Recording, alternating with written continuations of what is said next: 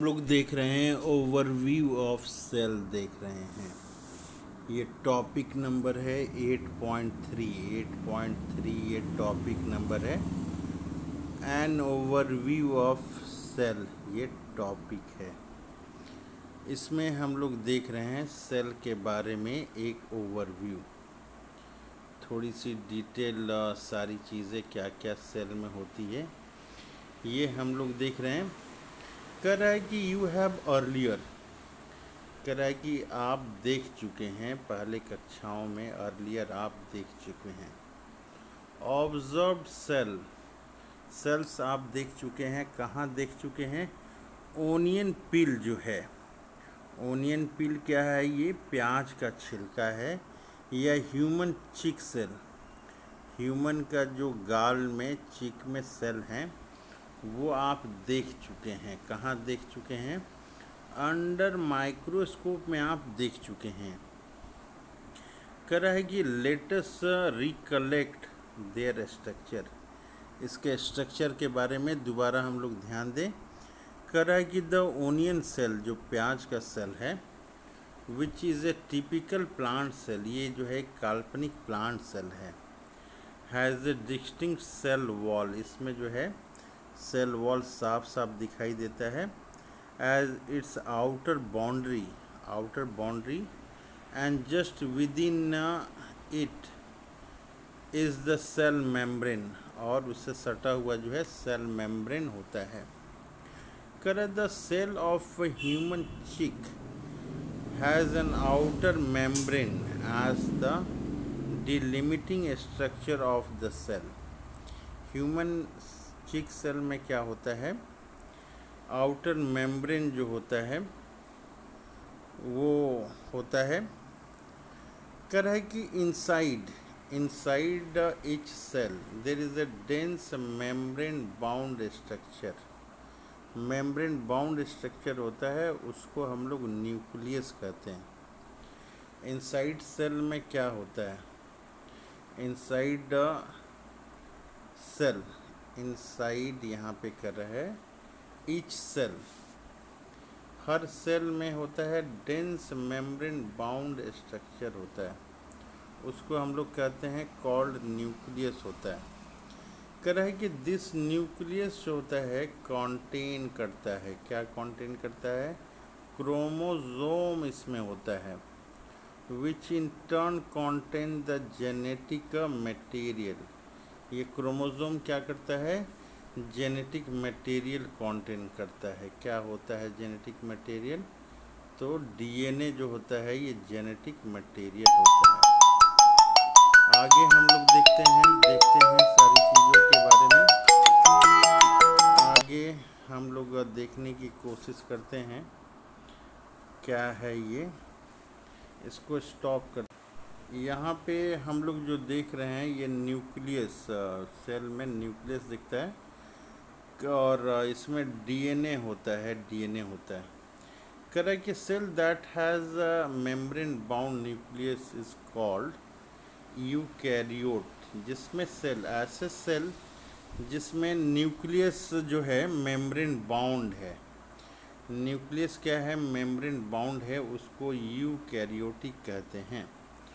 और ये कह रहा है कि whether as that lacks a membrane bound nucleus, ऐसा सेल जिसमें जो है मेम्ब्रेन नहीं है, न्यूक्लियस में मेम्ब्रेन नहीं है, तो उसको हम लोग प्रोकैरियोटिक सेल कहते हैं।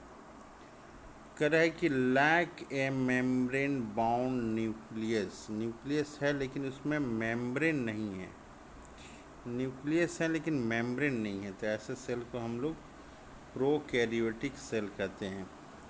कह रहा है कि both prokaryotic and eukaryotic cell has a semi fluid matrix होता है, उसको हम लोग साइटोप्लाज्म कहते हैं। कह रहा है कि ये प्रोकैरियोटिक सेल हो या फिर यूकैरियोटिक सेल हो, इसके बीच में एक लिक्विड पाया जाता है, सेमी फ्लूइड मैट्रिक्स। उस लिक्विड को क्या कहते हैं? साइटोप्लाज्म कहते हैं। कह रहा है कि साइटोप्लाज्म जो है, cytoplasm occupied the volume of the cell. पूरे सेल में साइटोप्लाज्म जो है ये फैला हुआ रहता है। The cytoplasm is the main area of a cellular activity. ये मेन एरिया है both in plant and animal cell, दोनों के लिए, प्लांट सेल के लिए और एनिमल सेल के लिए मेन एरिया है। कह रहा है कि various chemical reactions occur in it to keep the cell in a living state. बहुत सारे केमिकल रिएक्शंस जो हैं ये साइटोप्लाज्म में होते रहते हैं।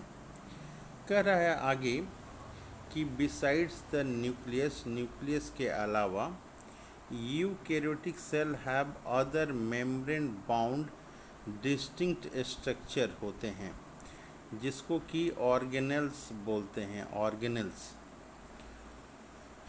तो ऑर्गेनेल्स में क्या क्या होते हैं मेम्ब्रेन बाउंड, तो ये बता रहा है कि एंडोप्लाज्मिक रेटिकुलम, जिसको ईआर भी बोलते हैं, इसके अलावा the Golgi complex, lysosomes, mitochondria, microbodies और वैक्यूल्स ये होते हैं। तो मेम्ब्रेन बाउंड ऑर्गेनल्स का नाम पूछेगा तो हम लोग क्या कहेंगे कि कौन कौन से मेम्ब्रेन बाउंड ऑर्गेनल्स हैं, किसमें, यूकैरियोटिक सेल में। तो हमारा आंसर होगा एंडोप्लाज्मिक रेटिकुलम, ईआर कहेंगे, फिर the Golgi complex, lysosomes, mitochondria, microbodies, vacuoles ये हम लोग कहेंगे। ये एक चीज़ यहाँ इम्पॉर्टेंट है जो याद रखने योग्य है। कह रहा है कि the prokaryotic cells lack such membrane bound organelles.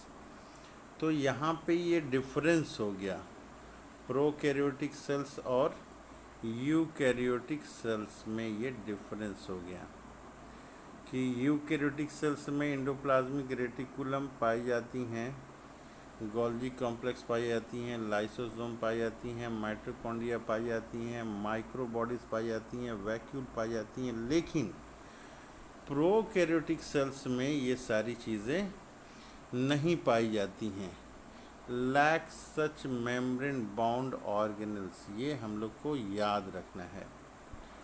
अब ये और एक दूसरी इम्पॉर्टेंट बात क्या आ रही है कि ribosome are non membrane bound organelles found in all cells. तो क्वेश्चन पूछेगा, क्या क्वेश्चन पूछेगा कि राइबोसोम जो है कैसा है, तो ये है नॉन मेम्ब्रेन बाउंड ऑर्गेनल्स हैं। ये राइबोसोम क्या है, नॉन मेम्ब्रेन बाउंड ऑर्गेनल्स हैं।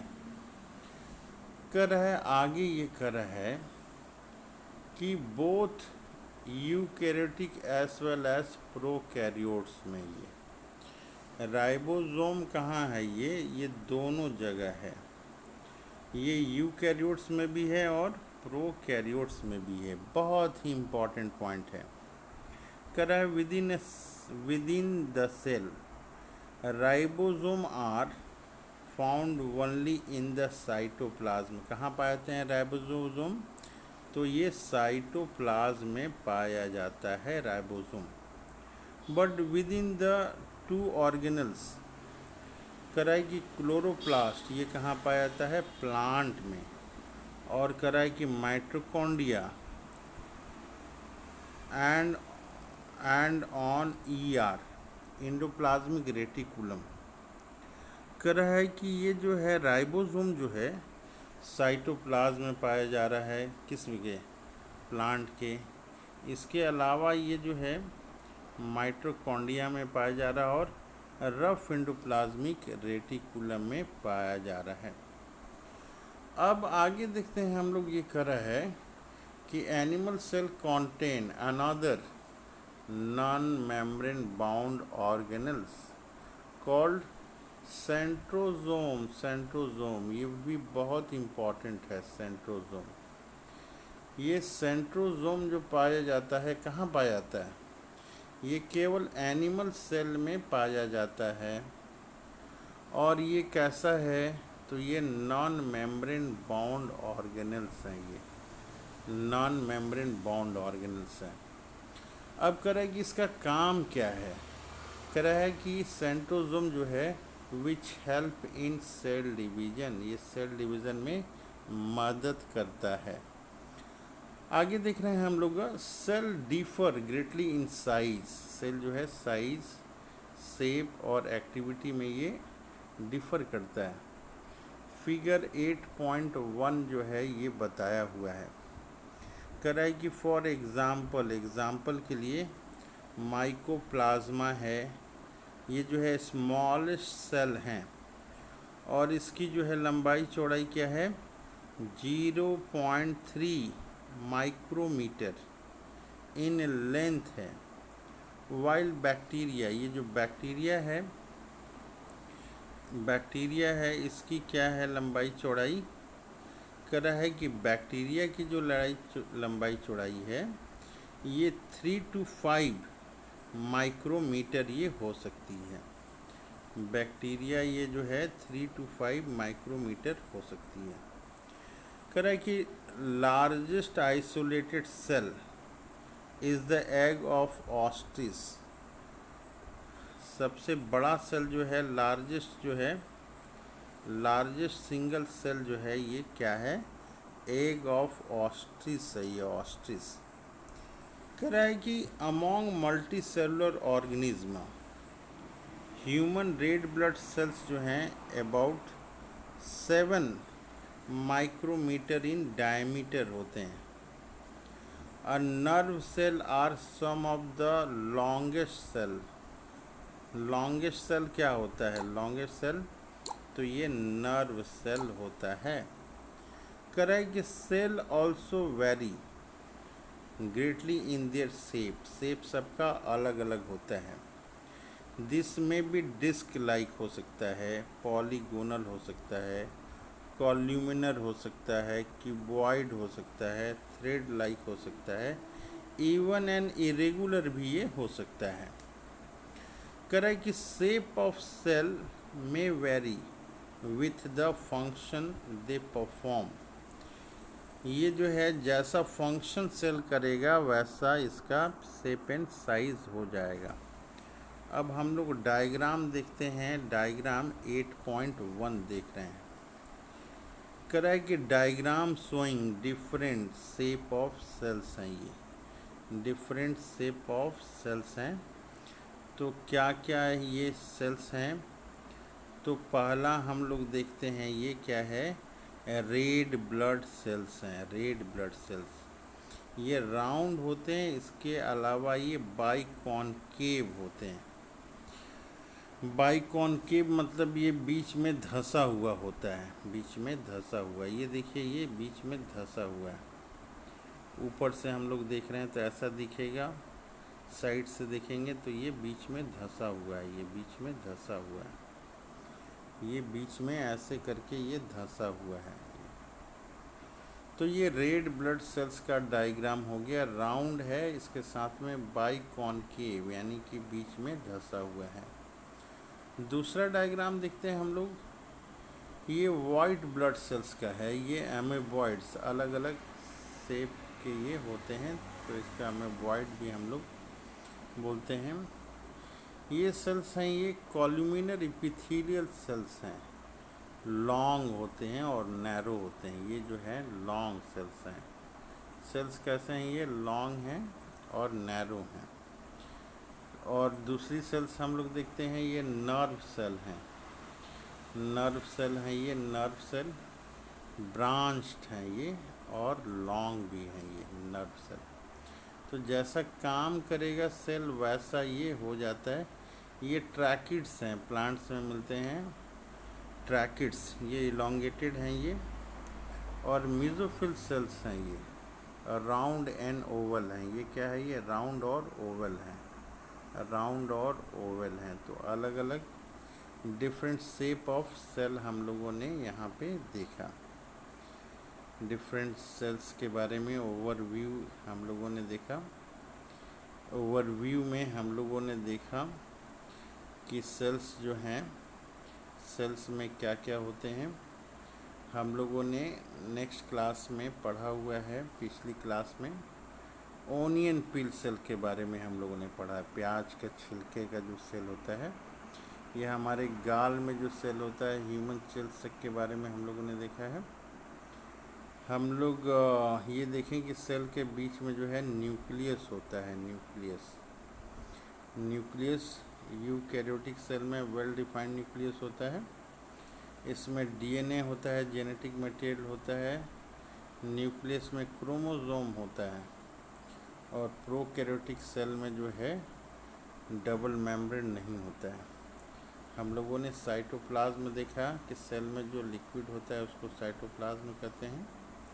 और बहुत सारे ऑर्गेनल्स होते हैं सेल में।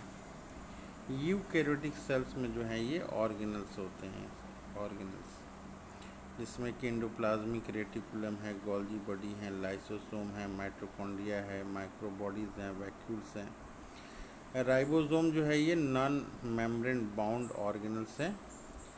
इसके अलावा हम लोगों ने देखा